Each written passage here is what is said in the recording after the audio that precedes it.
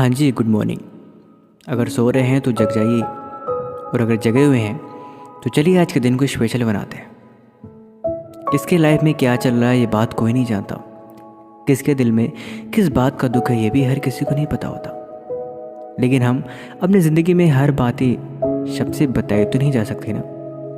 लेकिन अगर अच्छी बातों के साथ दिन की शुरुआत हो तो उस दिन की तो बात ही कुछ और है।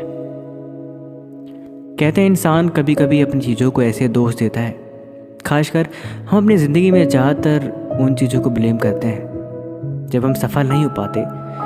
हम अक्सर बोलते हैं कि मेरा बैकग्राउंड ऐसा था, मेरी फैमिली ऐसी थी, या फिर ऐसी था तो मैं कैसे सक्सेस हो पाऊँ, मुझे तो वैसा माहौल मिला ही नहीं। एक ऐसी कहानी है, उम्मीद है कहानी आपकी ज़िंदगी में एक बेहतरीन बदलाव ज़रूर लाएगी।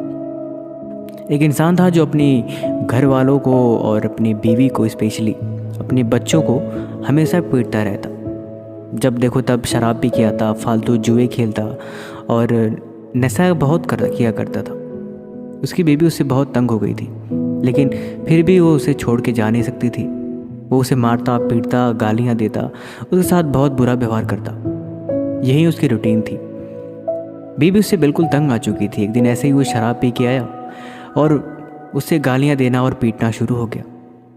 फिर पड़ोसियों ने मिल के उसे भी दो चार बातें सुनाई कि तुम ये क्या करते हो, क्यों ऐसा पीटते रहते हो अपनी बीबी को, तो वो तुम्हारी फैमिली है। उन्होंने पुलिस में कंप्लेन कर दी। पुलिस आई, उसे अरेस्ट करके थाने लेके गई और उसे लॉकअप में डाल दिया। लॉकअप में डालने के बाद लगभग कुछ घंटे बीते तो उसका जब शराब का नशा उतरा तो पुलिस वाले ने उसे अपने पास बुलाया और बोला कि तुम ऐसा क्यों करते हो, तुम्हें क्या मिलता है मार के, तुम्हारी फैमिली है, तुम्हारे बच्चे हैं, तुम उन्हें रोजी रोटी कमाओ, खिलाओ, उनका पालन पोषण करो। तो कहने लगा कि इसमें मेरी कोई गलती नहीं है, ये सारी गलती मेरे पिताजी की है। वो भी जब हम छोटे थे तो अक्सर शराब पी के आते और अक्सर मम्मी को और मुझे स्पेशली हमें पीटा करते थे।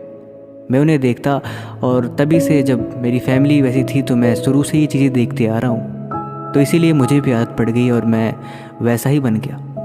पुलिस वाला बोला हाँ ये तो बिल्कुल सही कह रहे हो भाई, माहौल ही ऐसा है तो सीधी सी बात है। तब तक एक और लड़का आया जो शूट बूट में थोड़ा देखने में काफ़ी सक्सेसफुल लग रहा था।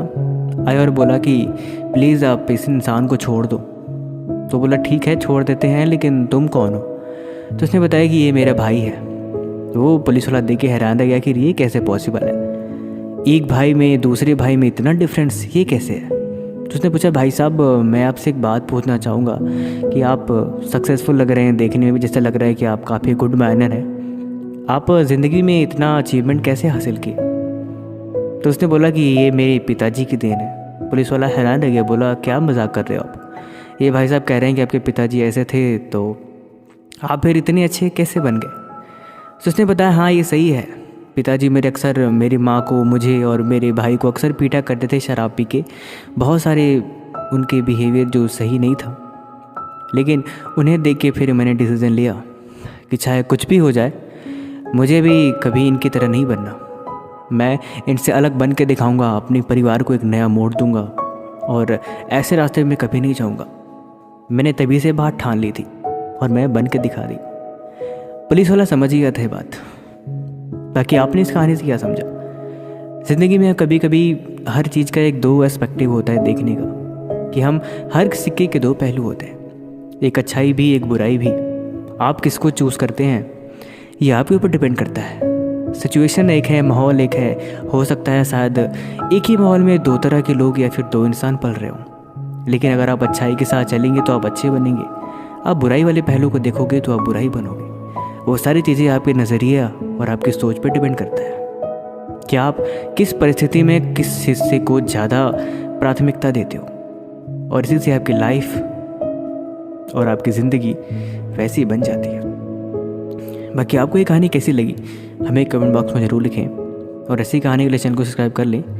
तब तक मिलते हैं आपसे अगले दिन सुबह के 8 बजे। Thank you so much, have a nice day.